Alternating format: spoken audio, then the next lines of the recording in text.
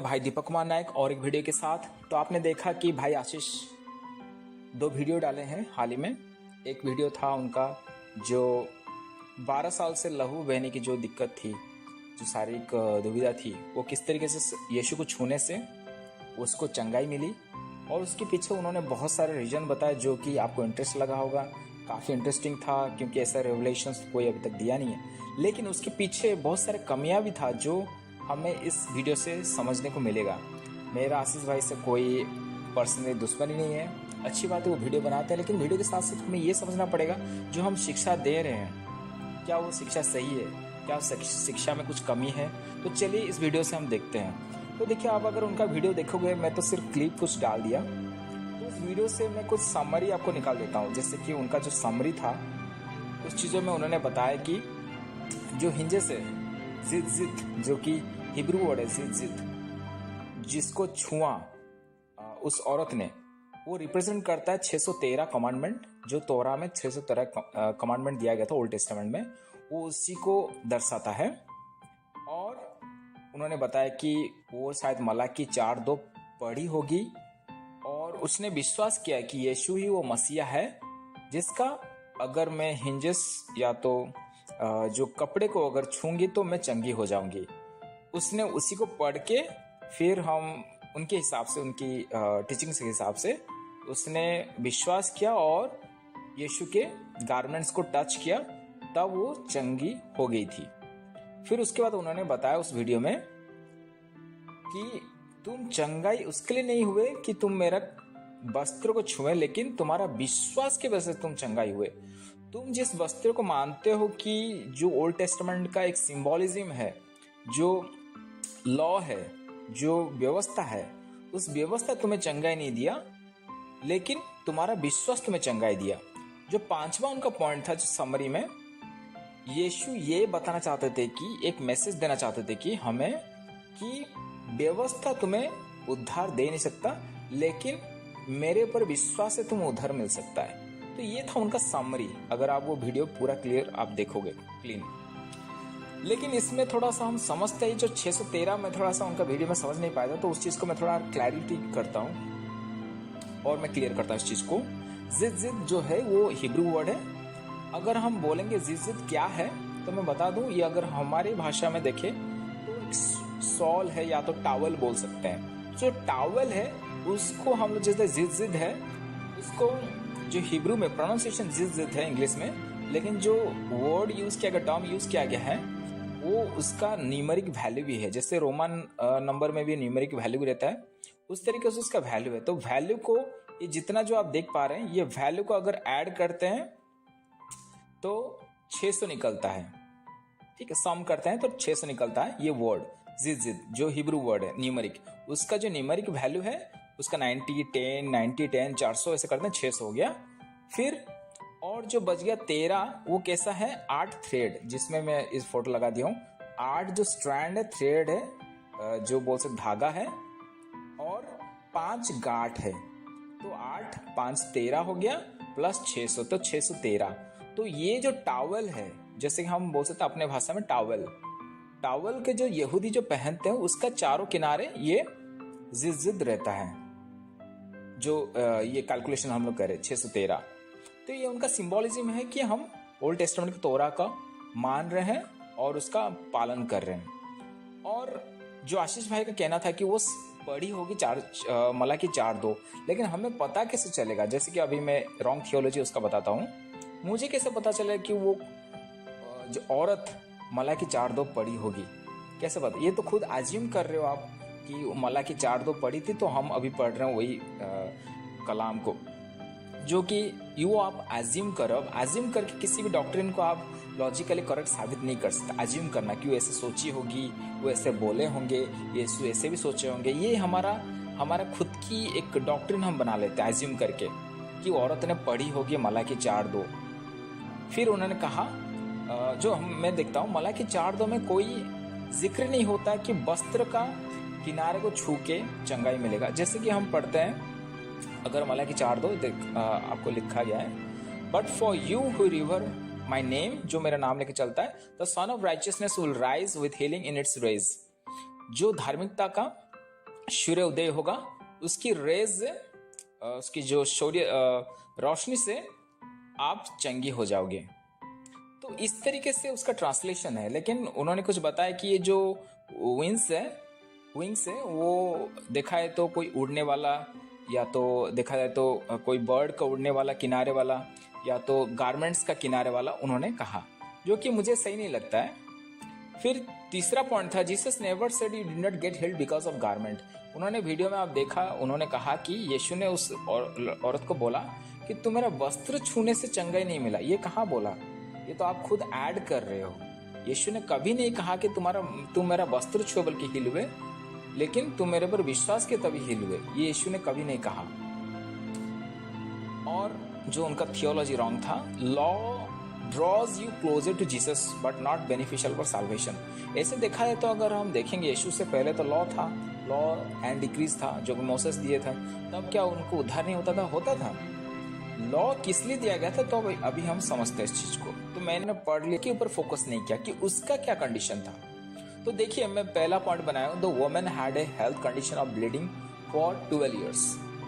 अभी हम सब पता है 12 साल से उसको लहू बहने की जो उसका शारीरिक दुविधा थी, सिकनेस था, क्रॉनिक ब्लीडिंग, क्योंकि वो कंटिन्यू 12 साल से उसको हो रही थी। She was trying to get healed without disclosing her health conditions to anyone. तो इससे देखिए, आप अभी जो मैंने पढ़ा आपको समझ में आ गया होगा, वो किसी को बताना नहीं चाहते थे। क्योंकि अगर मैं थर्ड पॉइंट पढ़ूं, उसको यहूदी नियम के हिसाब से उसको अनक्लीन बोला जाता। अगर अभी देखिए, मेरे पास कुछ मेरा सीक्रेट प्रॉब्लम है, मेरा कुछ गुप्त प्रॉब्लम है, तो उस चीज को मैं कैसे बता सकता हूँ, दूसरे लोगों के साथ शेयर कर सकता हूँ? उसको भी पता था अगर उनको भीड़ में पता चलेगा तो मुझे अनक्लीन बोला जाएगा। तो वो चाहती थी किसी को पता ना चले, वो इसको कॉन्फिडेंशियल मेंटेन करना चाहती, कॉन्फिडेंशियल रखना चाहती थी। तो और देखिए, इसलिए मैंने हाईलाइट किया हूँ, she followed Jesus from behind. ध्यान से दीजिए, अगर वो चंगाई पाना चाहती थी मला की 4:2 पढ़ के, वो सामने से आती, लेकिन कहां से आई? पीछे से आई। पीछे से कौन आता है? आप खुद सोचिए, पीछे से वही आता है जिसको कोई देखे ना, जिसको कोई नोटिस ना करे। इसलिए मैंने लिखा trying to avoid getting caught by public. वो किसी के नजर में नहीं आना चाहती थी, वो चुपचाप चाहती थी कि मैं छू के चंगाई पाके, क्योंकि उसका विश्वास था कि मैं अगर छूंगा तो मैं चंगाई पाके निकल जाऊंगा, किसी को पता भी नहीं चलेगा। ये उसकी इंटेंशन था, ये जरूरी है, आपको समझना पड़ेगा। She touched the fringe because she doesn't even want to disclose her conditions to Jesus। तो यीशु को भी बताना नहीं चाहता था, भले उसको पता था कि यीशु मसीहा नहीं बोल के पता नहीं था, क्योंकि उसने कहा, आप देखो, आशीष ने बोला कि उसको पता था कि यीशु ही वो मसीहा है। कैसे पता चला? अगर हम पढ़ते हैं मार्क 8, उसमें पीतर जो है, पतरस, उसको ही पता था कि यीशु मसीहा है। बाकी लोग तो उसके बारे में यही सोचते कि ये कोई भविष्य वक्ता है, कोई एलिया समझता था, कोई जॉन द बैप्टिस्ट समझता था। तो उसको कैसे पता चला कि वो मसीहा है? बिल्कुल नहीं पता था उसको। लेकिन उसको ये पता था कि इससे ये चंगाई दे पा रहा है, तो उसका बस ये था कि मैं छू के चंगाई पाके निकल जाऊंगी। तो देखिए, she wanted to keep her problem confidential. वो किसी के साथ शेयर नहीं करना चाहती थी। फिर देख सकते हैं हम, जैसे मैं पढ़ा भी, सी वॉज इन फियर, वो डरी हुई थी, सहमी हुई थी। व्हेन जीसस लुक्ड अराउंड, जब यीशु ने इधर उधर देखा, उसको लगा कि मैं शायद छुपाना ठीक नहीं होगा। फिर उसके बाद डर के मारे वो testify to Jesus on how she got healed. तो उसने यीशु को ही बताया कि किस तरीके से मुझे चंगाई मिली, मुझे ये प्रॉब्लम था, 12 साल से था, मैं इतना कुछ किया था।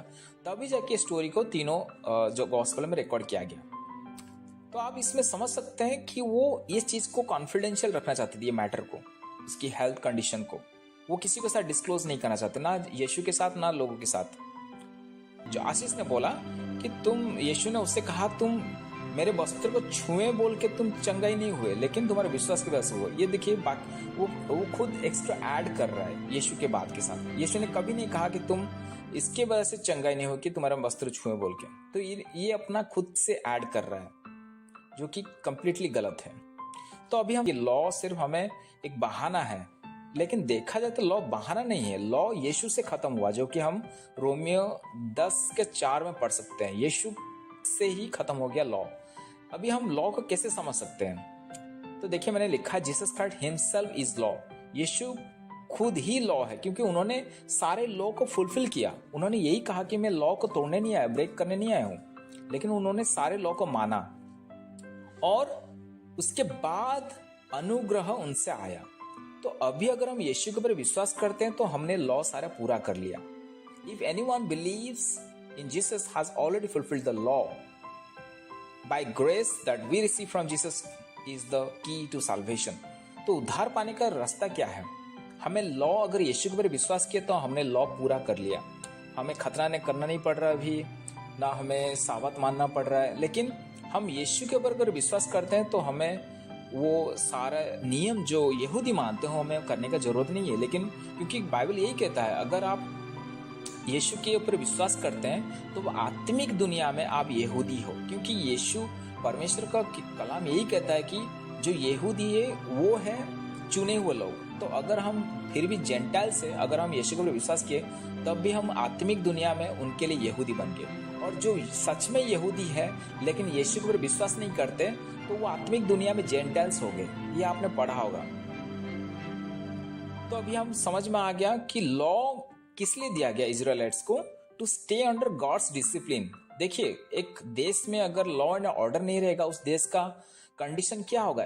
कंप्लीटली अनार्की सिचुएशन होगा। जहां पे अभी बांग्लादेश में आप देख सकते हैं कि नेपाल में देख सकते हैं क्या है, लॉ अगर नहीं रहेगा तो उस जगह पे क्या रहेगा? एनार्की होगा, एकदम मॉब्स, एकदम करप्शन, क्राइम हर जगह रहेगा। तो लॉ इसलिए दिया गया था कि यीशु के आने तक कि जो परमेश्वर का डिसिप्लिन है उसके अंडर में रहे और उनके डिवाइन प्रोटेक्शन, जो प्रोटेक्शन वो इजराइलिट्स को दे रहे थे।